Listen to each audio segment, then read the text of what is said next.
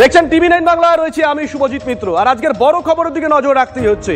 পাঞ্জিপাড়া গুলিকাণ্ডে এনকাউন্টারে ক্ষত মূল অভিযুক্ত সাজ্জাক। বড় খবর নিঃসন্দেহে, বাংলাদেশে পালানোর চেষ্টা করে সাজ্জাক।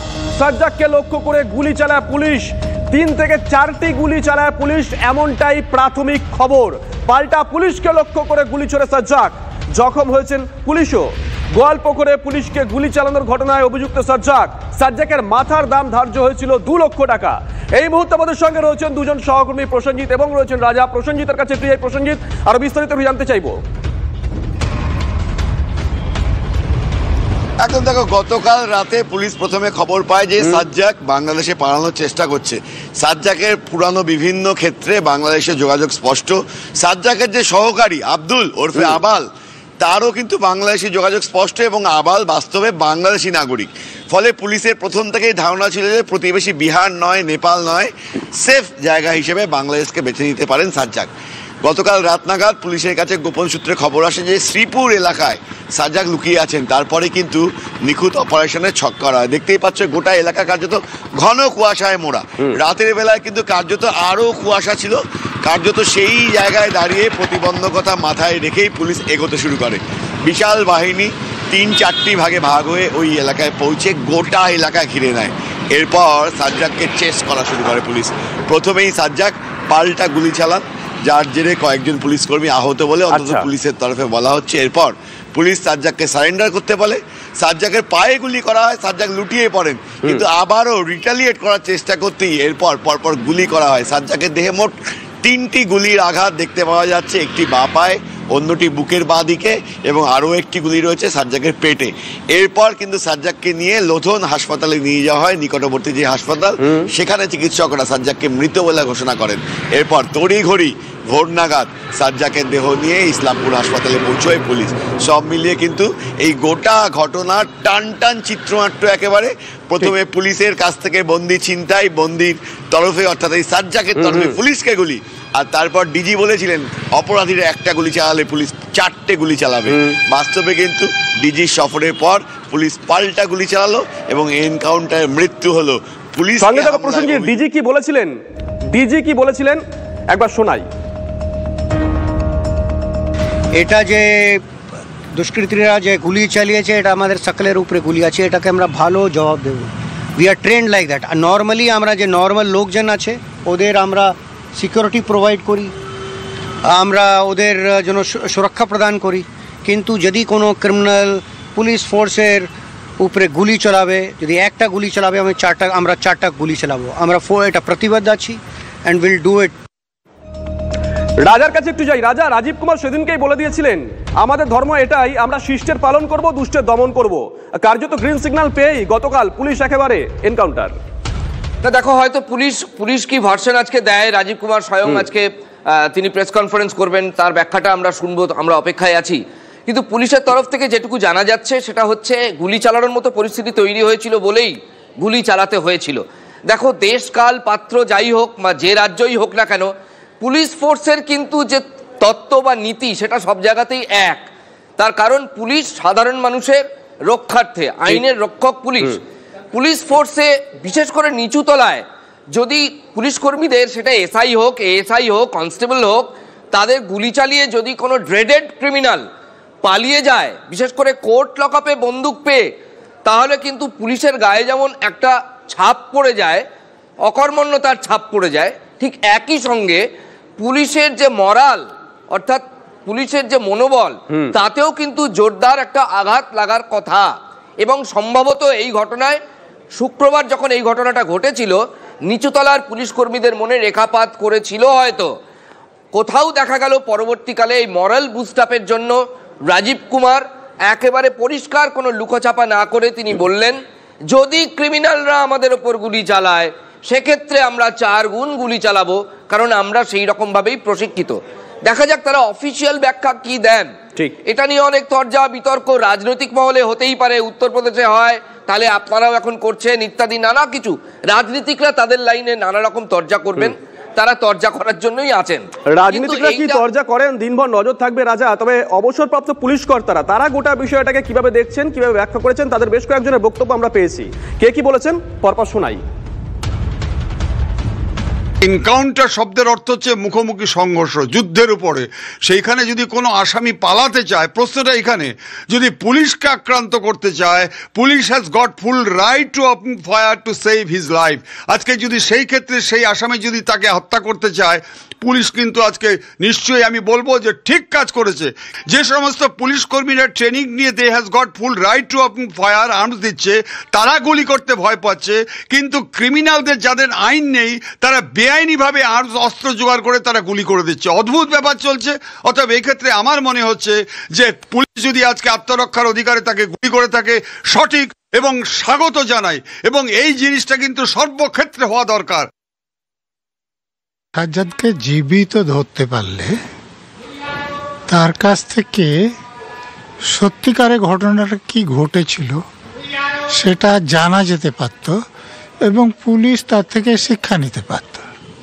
কিন্তু সে মরে যাওয়াতে যে কোথায় থেকে সে আর্মসটা পেয়েছিল, কিভাবে পেয়েছিল এবং সেটা পুলিশের কোথায় গাফিলতি ছিল, এটা পুলিশ জানতে পারল না। দ্বিতীয়ত দেখুন, দুজন পুলিশকে সে গুলি করেছিল, পুলিশের একজন এসআই একজন কনস্টেবলকে। তাদেরকে বাদ দিয়েও সেখানে দুজন মহিলা কনস্টেবল ছিলেন, আর একজন পুরুষ পুলিশও ছিলেন। এদের কারো কাছে কোনো অস্ত্র ছিল কি না, এবং থাকলে কি অস্ত্র ছিল, এবং সে অস্ত্রটা তারা কেন ব্যবহার করেনি, এটা কিন্তু আমরা এখনো জানি না। তো এই সব ব্যাপারগুলো ধামাচাপা পড়ে গেল। তো বাংলাদেশে চলে যেত, আলটিমেটলি বাংলাদেশে গিয়ে এদেরকে আর কোনোদিনই ধরা যেত না। সেই জন্যই এটা করা হয়েছে। আমার যতটা মনে হয়, এরকম যারা পুলিশের উপরে গুলি চালাবে, পুলিশকে নিহত করবে, মারবে, এবং যারা এইরকম মার্ডার কেসের আসামি, ঠিক তাদেরকে যেটা করা হয়েছে, আমার মনে হয় পুলিশ ঠিকই করেছে। আমরা মনে করি না যে এনকাউন্টারই আসল জিনিস, কিন্তু আলটিমেটলি এই ক্ষেত্রে তো বাংলাদেশে একবার যদি চলে যেত তাহলে তো ওকে ধরতে পারা যেত না, আবার সেই কেস দিয়ে আটকে রাখতে হতো, পাওয়া যেত না হয়তো। রাজার কাছে আরেকবার যাই। রাজা, অরিন্দম আচার্য এবং সত্যজিৎ বন্দ্যোপাধ্যায় দুজনেই দীর্ঘদিন কলকাতা পুলিশে চাকরি করেছেন। একজন বিভিন্ন থানার ওসি ছিলেন, একজন ডেপুটি কমিশনার পদমর্যাদার অফিসার হয়ে তারপরে অবসরে গেছেন। তারা সহমত পোষণ করলেন, কিন্তু তাদের সঙ্গে একটু ভিন্ন মত পোষণ করলেন অবসরপ্রাপ্ত আইপিএস নজরুল ইসলাম। রাজা, দেখো, এটা যে যার ব্যক্তিগত মত জানাচ্ছেন, কোনো অতিথি আমাদের কি বলছেন সেটা নিয়ে চর্চা করা বা তার উপর বলার ধৃষ্টতা আমাদের নেই, আমার অন্তত নেই। কিন্তু আমি একটা ব্যাপার স্পষ্ট, যতক্ষণ রাজা একটু তোমাকে থামাচ্ছি আমি, তুমি বলছিলে রাজনৈতিক প্রতিক্রিয়া, দিলীপ ঘোষ কিছু একটা বলছেন, শোনাই। রায় আছে, কি আশা করছেন? মানুষের অনেক আশা আছে, আমরা আশা করব যে দোষীরা সাজা পাক তাড়াতাড়ি, তা নাহলে এই ধরনের অপ্রীতিকর ঘটনা ঘটতেই থাকবে। স্যালাইন কাণ্ডে দোষীদের আড়াল করতেই ডাক্তারদের সাসপেন্ড করা হয়েছে, এমন কথা বলা হচ্ছে বিভিন্ন মহল থেকে। এটাও যেমন একটা দিক, ডাক্তাররা তো আর কেনাকাটা করেন না। কেন স্বাস্থ্য সচিবকে তলব করা হবে না? সাসপেন্ড করলে ওনাকেই করা উচিত, আর তাহলে মমতা ব্যানার্জির পদত্যাগ করা উচিত। রাজা, তোমায় থামিয়েছিলাম, প্লিজ কন্টিনিউ করো। হ্যাঁ, দেখো, যে অতিথিরা যারা বলছেন তারা প্রত্যেকে তাদের নিজেদের মতামত দিচ্ছেন, কিন্তু এটা একটা প্রশ্ন। দেখো, পশ্চিমবঙ্গের পুলিশ কিন্তু মোটেই ট্রিগার হ্যাপি নয়। হ্যাঁ, পশ্চিমবঙ্গের পুলিশ মোটেই ট্রিগার হ্যাপি নয়। ফলে পশ্চিমবঙ্গের পুলিশকে যদি কেউ এইভাবে সমালোচনা করে যে পুলিশ গুলি করে মেরে দেয়, সেটা একেবারেই ধোপে টিকবে না।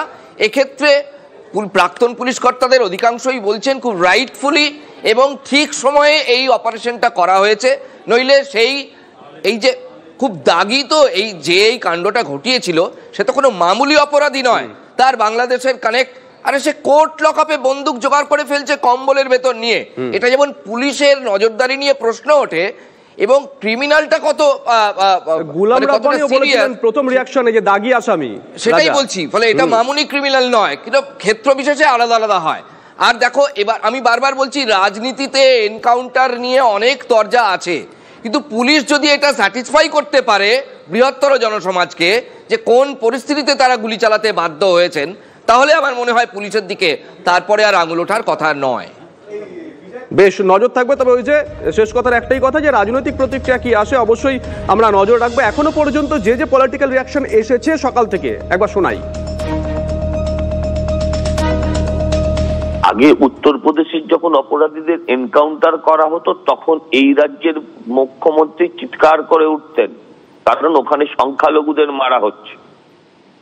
আমি বলবো অন্তত এক্ষেত্রে সংখ্যালঘু সংখ্যাগুরু না দেখে এক্ষেত্রে অপরাধ বিচার করে তাদের যদি পুলিশ ফেক এনকাউন্টারও করে, আমি বলবো তারা ঠিক করেছে। কারণ পুলিশের ওপর গুলি চালাবে আর পুলিশ বসে বসে গুলি খাবে, মাননীয় মুখ্যমন্ত্রী মেনে নিতে পারেন,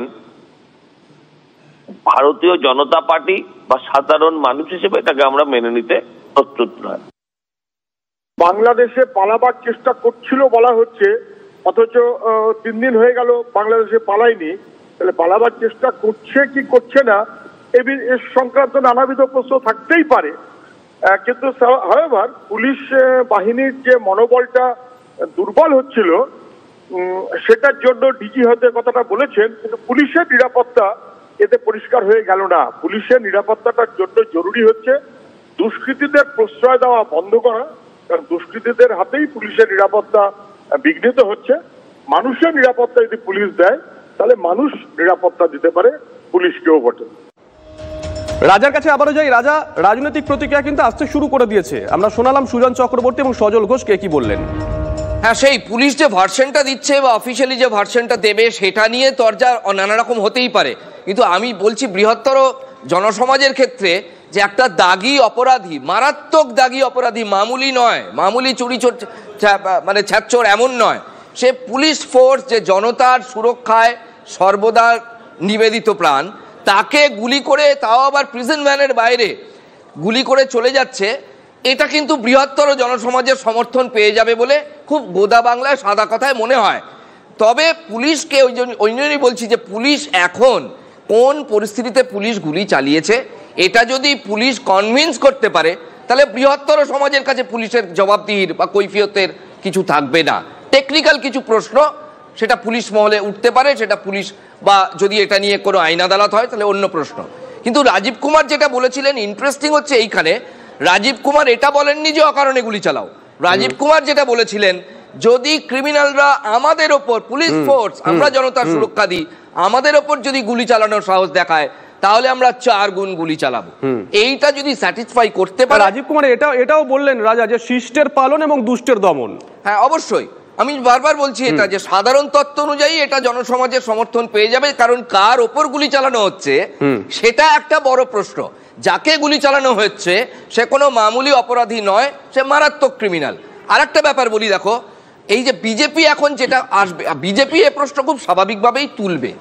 উত্তরপ্রদেশে কিন্তু আমি নিজে উত্তরপ্রদেশ কভার করে এসেছিলাম, সেখানে এক যথেষ্ট শীর্ষ কর্তা পুলিশের, আমি গোরখপুর জায়গাটাও বলে দিচ্ছি, সেখানকার কর্তা আমাদের বলেছিলেন যে দেখুন সবসময় যে গুলি চালিয়ে দিই এমন নয়, কিন্তু গুলি চালিয়ে দেব এটা বলতে হয় পুলিশকে। অনেক সময় এমন পরিস্থিতি তৈরি হয় যেখানে একবারে বাবা বাছা করলে সে পুলিশের কথা শুনবে না, কারণ তারা সাইকোলজিক্যালি অনেক বেশি মানে অপরাধ প্রবণ। এরম ক্ষেত্রে আমরা উত্তরপ্রদেশের মুখ্যমন্ত্রীকেও শুনেছি, মানে অনেকটাই ছবল না মানলে ফোঁসটা করতে হবে। আমি উত্তরপ্রদেশের মুখ্যমন্ত্রীকে পরিষ্কার একটা মঞ্চ থেকে এমন বলতে শুনেছি, এটা ভাইরালও হয়ে গেছিল, যে যদি এই अगर आप इस चौराहे पे किसी लड़की को छेड़ोगे तो अगले चौराहे पे पुलिस आपका काम तमाम कर देगा। এটা যে সব ক্ষেত্রে এমন হয়েছে তা নয়। রাজা একটু থামাচ্ছি, আরো বেশ কয়েকটা পলিটিক্যাল রিয়াকশন আমাদের কাছে এসে পৌঁছেছে, শোনাই। এইটা কিন্তু মমতা ব্যানার্জি চাননি, এটা পুলিশ কিন্তু পুলিশের ব্যাকবোন ভেঙে যাচ্ছিল, তার জন্য পুলিশ কিন্তু এই রিয়াকশন করেছে। কি রিয়াকশন? এই গুলি মারাটা এনকাউন্টার করাটা, এটা কিন্তু পুলিশ মমতা ব্যানার্জির বিরুদ্ধে গিয়ে এইটা করেছে। এটা নিয়ে মমতা ব্যানার্জি খুব খুশি হবেন না। কেন খুশি হবেন না? ওনার ভোট ব্যাংকের উপরে থাবা পড়েছে, এনকাউন্টার করেছে। আমি বলছি যারা এই ধরনের অপরাধ করবে শুধু পুলিশেরও গায়ে পড়লে তাহলেই এনকাউন্টার হবে। গ্রুপবাজিতে ও যে ক্ষমতাশালী বাইরে আছে তাদের পুলিশ ধরবে, এইরকম না করে পুলিশ সংবিধানে রক্ষা করো, পুলিশ সাধারণ মানুষের রক্ষা করো, তাতেই ওদের ভাবমূর্তিটা ভালো হবে। এনকাউন্টারের একটা খুব সুবিধার দিক হলো কারোর এনকাউন্টার করে দিলে তার মুখ বন্ধ করে দেওয়া যায়। যেরকম ভাবে ওনার ভাইপো বলেছিল আরজি করের ঘটনায় 10 দিনের মধ্যে মেরে দিতে হবে সঞ্জয় রায়কে, যাতে আসল ক্রিমিনাল কারা ওনার পিসি ভাইপো এবং তাদের পোষা চোরেদের কি কি ভূমিকা আছে আরজি করে এই রেপ এবং মার্ডারে, সেটা যাতে কেউ কোনোদিন জানতে না পারে, একেবারে মুখ বন্ধ করে দেওয়া যায়। সেরকম ভাবে এই যে ক্রিমিনাল, তার পেছনে কোন কোন তৃণমূল নেতার আশকারায় গত 10-12 বছরে সে এত বড় একটা মাফিয়া তৈরি হয়েছে, সে পুলিশকে গুলি করে দিতে পারলো, পুলিশকে গুলি করে দেওয়ার মতো দুঃসাহস পেল কোন কোন তৃণমূল নেতার প্রশ্রয়ে, এইগুলো আর কেউ কোনোদিন জানতে পারবে না, মুখটা বন্ধ করে দেওয়া গেল। দেখুন, নিঃসন্দেহে বড় খবর আজকের, পাঞ্জিপাড়া গুলিকাণ্ডে এনকাউন্টারে ক্ষত মূল অভিযুক্ত সাজ্জাক। পুলিশ ঠিক কিভাবে এনকাউন্টার করেছে, কি তথ্য পাচ্ছি আমরা, দেখাবো একটা ছোট্ট ব্রেকের পর।